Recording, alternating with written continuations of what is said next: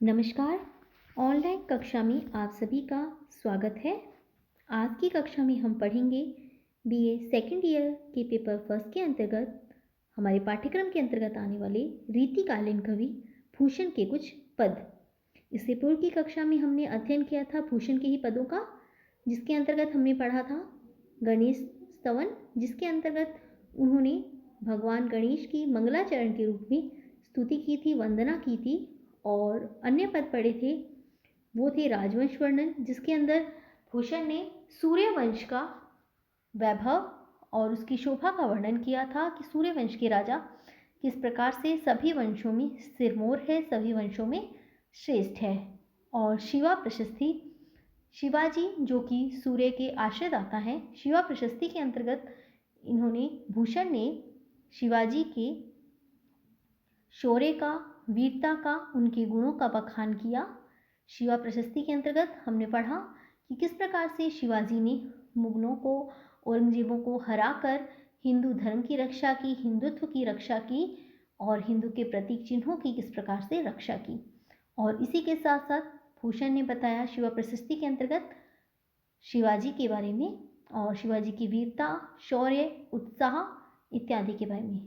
और आज उसी श्रृंखला को आगे बढ़ाते हैं और शिवा प्रशस्ति के अंतर्गत आने वाले कुछ अन्य पद और हैं जिनका आज की कक्षा में हम अध्ययन करेंगे। तो आइए शुरू करते हैं रीतिकालीन कवि भूषण के पद, जिसमें आज हम पढ़ रहे हैं शिवा प्रशस्ति में उनके आश्रयदाता शिवाजी की शौर्य और पराक्रम का वर्णन।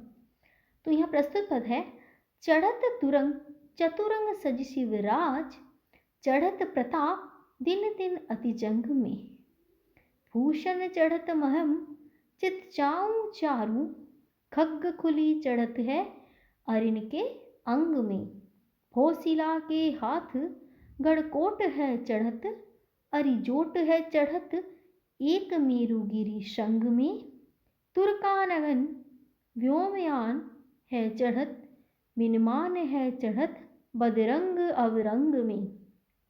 तो प्रस्तुत पद में भूषण ने शिवाजी की शौर्य का वर्णन किया है और वो कह रहे हैं शिवाजी जब अपनी चतुरंगी सेना के साथ सजकर, भूषण का कहना है शिवाजी, शिवराज शब्द ये शिवाजी के लिए आया है, शिवाजी अपनी चतुरंग सेना के साथ जब सजकर, तुरंग शब्द का अर्थ होता है घोड़ा, जब वो घोड़े पर चढ़ते हैं, तुरंग शब्द का अर्थ है घोड़ा, घोड़े पर चढ़ते हैं तो उनका उत्साह और अधिक बढ़ जाता है। पूरे उत्साह के साथ वो युद्ध के लिए तैयार होते हैं। चढ़त प्रताप, और जिससे कि उनका जो प्रताप है, उनका शौर्य है, दिन दिन अति जंग में, युद्ध भूमि में उनके शौर्य और उनका प्रताप उनके अंगों में फड़कने लगता है, भड़कने लगता है और अधिक उत्पन्न हो जाता है, वेग उसका बढ़ जाता है और वो ऊंचे शिखर पर चढ़ता जाता है।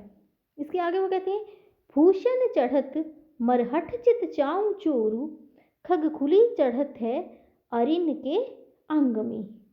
उनका कहना है कि भूषण कहते हैं कि जो शिवाजी के सैनिक हैं उनके मन में भी मरहट चित चाऊ चोरू, और उनके सैनिकों के चित्त में भी, हृदय में भी उत्साह भाव बढ़ जाता है, जाग जाता है। खग खुली चढ़त है अरिन के अंग में, और उनकी जो तलवार है, खग शब्द का अर्थ होता है तलवार, शिवाजी की जो तलवार है वो मयान से बाहर आ जाती है, खुल जाती है। और अरिन के अंग में, अरिन शब्द का अर्थ होता है शत्रु, शत्रु के अंगों पर प्रहार करती हुई उनके शरीर को बेंधती जाती है, बीधती जाती है, छल्ली करती जाती है शिवाजी की तलवार। उसके आगे वो कहते हैं भूषण, भोसिला के हाथ गढ़कोट है चढ़त, अरिजोट है चढ़त एक मेरु श्रृंग में। तो भोसिला शब्द यहाँ पर आया है शिवाजी के लिए ही, तो भोशिला के राजा थे शिवाजी, तो यहाँ शब्द ये भोशिला आया है शिवाजी के लिए। तो वो कहते हैं भोशिला के राजा शिवाजी के हाथों में शत्रु अपने प्राणों को जाते हुए देख रहे हैं और उनसे डरते हुए वो त्राही त्राही कर रहे हैं। और शिवाजी के हाथ में युद्ध भूमि में विजयी होने पर के हाथ गढ़ कोटत है चढ़े, शत्रु पक्ष के जो भी गढ़ किले हैं वो उनके हाथ में आ रहे हैं, अर्थात वो उनके साम्राज्य में आ रहे हैं, वो उन पर विजय प्राप्त कर रहे हैं। अरिजोट है चढ़त एक मेरुगिरी श्रृंग में। और अरि शत्रु पक्ष जो है वो भयभीत होकर ऊंचे ऊंचे पहाड़ों पर मेरुगिरी श्रृंग, श्रृंग का अर्थ होता है चोटी, तो पहाड़ों की चोटी पर चढ़ रहा है, अर्थात अपने प्राणों को बचाने का प्रयास कर रहा है शिवाजी से भयभीत होकर। अगली पंक्ति कहती है तुर्कानगन व्योमयान है चढ़त, विनमान है चढ़त बदरंग अवरंग में। तो तुर्कों की जो सेना है वो मृत्यु को प्राप्त हो चुकी है युद्ध भूमि में, और मृत्यु से को प्राप्त होने के कारण व्योमयान वो इस धरती को छोड़ चुके हैं, और उनके जाने से विनमान है चढ़त बदरंग अवरंग में, और उनके इस प्रकार से जाने से, अपनी सेना के मर जाने से औरंगजेब के जो चेहरे का रंग है वो इस अपमान के कारण बदरंग हो गया है, चेहरे का रंग फीका पड़ गया है औरंगजेब का। तो ये प्रस्तुत पद था भूषण का, जिसमें उन्होंने शिवाजी के शौर्य का वर्णन किया कि किस प्रकार से शिवाजी अपने घोड़े पर चढ़कर, चढ़त तुरंग घोड़े पर चढ़कर चतुरंग सेना के साथ सजकर जब युद्ध भूमि की तरफ निकलते हैं तो उनका प्रताप जो है, उनका शौर्य वो है दिन प्रतिदिन और अधिक बढ़ता जाता है और अधिक तेजवान हो जाता है। और इसी के साथ साथ भूषण कहते हैं कि सैनिकों की में भी उत्साह देखने को, चित चाऊ चारू, उनमें उत्साह देखने को मिलता है, और शिवाजी की तलवार शत्रुओं के शरीरों को बीधती जाती है, उन्हें छल्ली करती जाती है। भोसीला के हाथ गढ़ कोट है गढ़त, अरिजोट है चढ़त एक मेरुगिरी श्रृंग में। और शिवाजी के हाथों में शत्रुओं पर विजय प्राप्त करने के कारण उनके किले, उनके दुर्ग उनके अधीन आ गए हैं, उनके हाथ में आ गए हैं, और शत्रु शिवाजी से भयभीत होकर ऊंची ऊंची पर्वत की चोटियों पर चढ़ रहे हैं, अपने प्राणों की रक्षा करने का प्रयास कर रहे हैं। और इसी के साथ साथ तुर्क के जो सैनिक हैं, तुर्कगण हैं, उनकी मृत्यु हो गई है और वो इस धरती से सिधार चुके हैं। और इस स्थिति को देखकर औरंगजेब के की इस अपमानपूर्वक स्थिति में उनके चेहरे का रंग उड़ गया है, बदरंग हो गया है, फीका पड़ जाता है। इसके बाद आगे बढ़ते हैं और अगला पद देखते हैं जो कि हमारे पाठ्यक्रम के अंतर्गत है। इस पद में भी इन्होंने शिवाजी के शौर्य को ही दिखाया है कि किस प्रकार से शिवाजी से भयभीत होकर मुगलों की स्त्रियों की क्या दशा है। यहाँ पर बड़ा ही मनोवैज्ञानिक चित्रण प्रस्तुत किया गया है शिवाजी के भयभीत होने से मुगल वंश के जो शासक हैं उनकी स्त्रियों की क्या दशा हुई है। ऊंचे घोर मंदिर के अंदर रहनवारी, ऊंचे घोर मंदिर के अंदर रहाती है, कंदमूल भोग करे, कंदमूल भोग करे, 3 बेर खाती थी वे 3 बेर खाती हैं। भूषण शिथिल अंग, भूषण शिथिल अंग, बीजन डुलाती थी वे बीजन डुलाती हैं। भूषण बनत शिवराज वीर तेरे त्रास, नगन जड़ाती देव नग्न जड़ाती है। तो प्रस्तुत पद भूषण का है जिसमें इन्होंने शिवाजी के शौर्य को दिखाया है कि शिवाजी के भय का शत्रु पक्ष की मुगलों की स्त्रियों पर क्या प्रभाव है। तो वो कहते हैं शिवाजी के आक्रमण के कारण वो उनकी शत्रु पक्ष की स्त्रियां बहुत ही भयभीत हो गई हैं। उनके डर के कारण ऊंचे घोर मंदिर के अंदर रहने वाली, जो कि ऊंचे ऊंचे महलों में रहती थी, मंदिर शब्द यहाँ आया है महलों के लिए, ऊंचे ऊंचे महलों में रहती थी, अब ऊंचे घोर मंदिर के अंदर रहाती है। अब वो गहरी गहरी गुफाओं में रह रही हैं, ऊंची ऊंची गुफाओं में, पर्वतों में छिपती हुई घूम रही हैं। तो एक मंदिर शब्द का अर्थ है महल और दूसरा मंदिर है पर्वत की गुफा। तो यहाँ पर यमक और श्लेष अलंकार देखने को मिल रहा है, बहुत ही सुंदर प्रयोग है। कंदमूल भोग करे, कंदमूल भोग करे। जब वो उन मुगलों की स्त्रियां अपने महलों में थी तब वो तरह तरह के पकवान, स्वादिष्ट भोजन करती थी। कंदमूल भोग, एक शब्द तो ये आया है। दूसरा है, अब जब वो शिवाजी के भय से जंगलों में मारी मारी फिर रही हैं तो अपनी पेट की क्षुधा को शांत करने के लिए जंगल में उत्पन्न होने वाले कंदमूलों का भोग कर कर अपने जीवन का निर्वाह कर रही हैं। 3 बेर खाती थी वे 3 बेर खाती हैं। बहुत ही सुंदर यमक का उदाहरण है, आप कई बार इसे पढ़ चुके होंगे।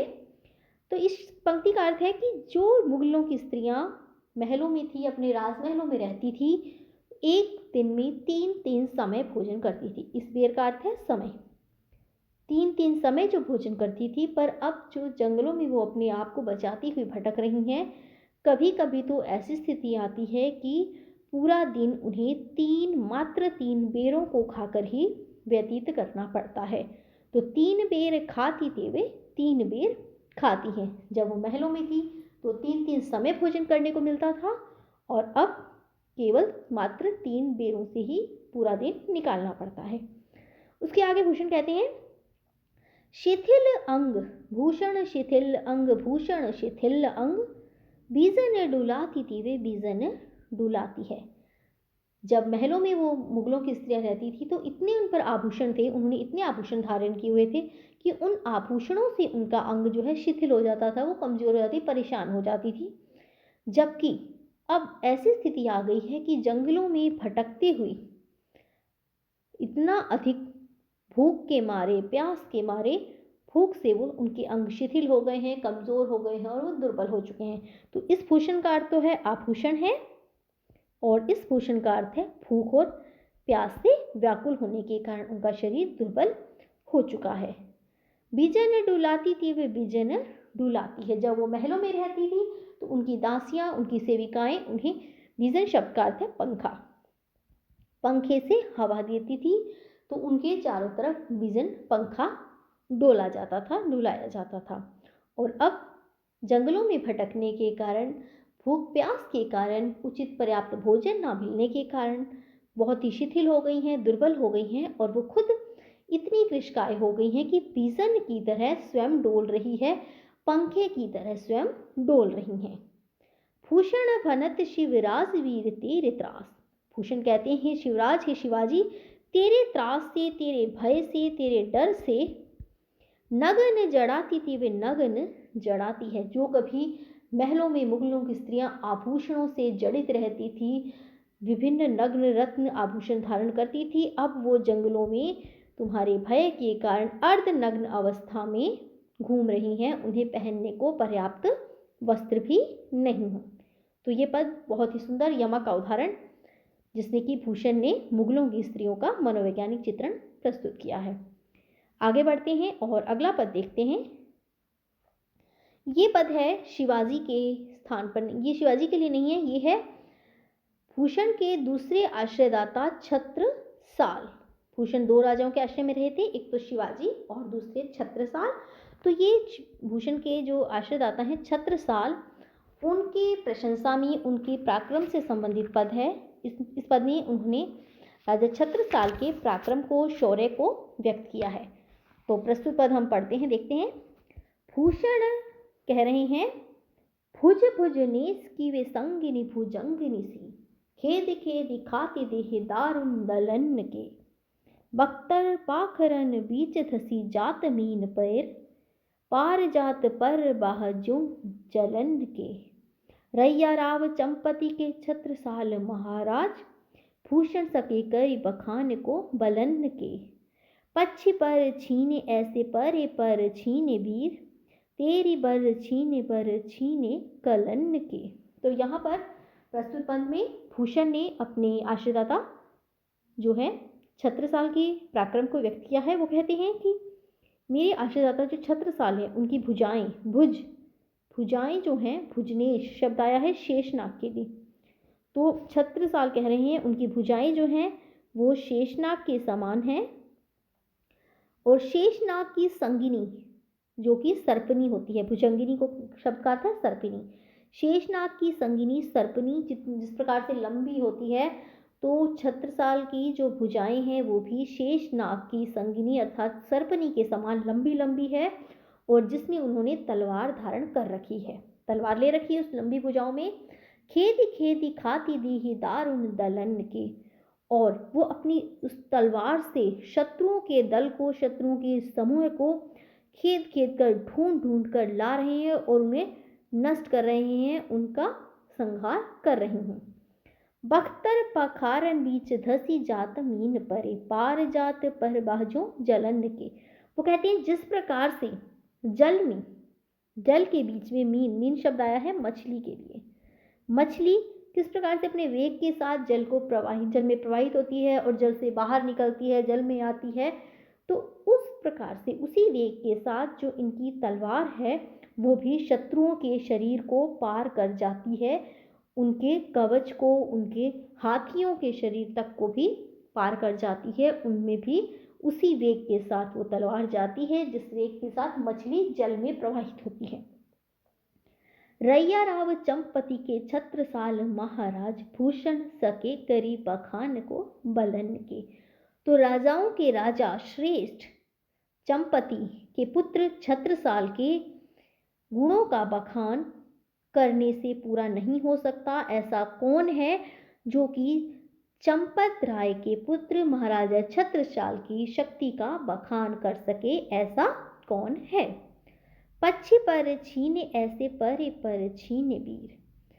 तो वो कह रही हैं कि आप तो ऐसे हो जो अपने शत्रुओं पर इस प्रकार से आक्रमण करते हो और उनकी स्थिति ऐसी हो जाती है जैसे कि पर कटा पक्षी, पक्षी के पर छीने। जिस प्रकार से पर कटा पक्षी धरती पर पड़ा तड़पता है, लाचार नजर आता है, उसी प्रकार से शत्रु पक्ष भी है आपके प्रहार से बड़ा ही व्यथित और दुखी नजर आता है। वो भी, उसकी स्थिति भी पर कटे पक्षी की तरह लाचार हो जाती है।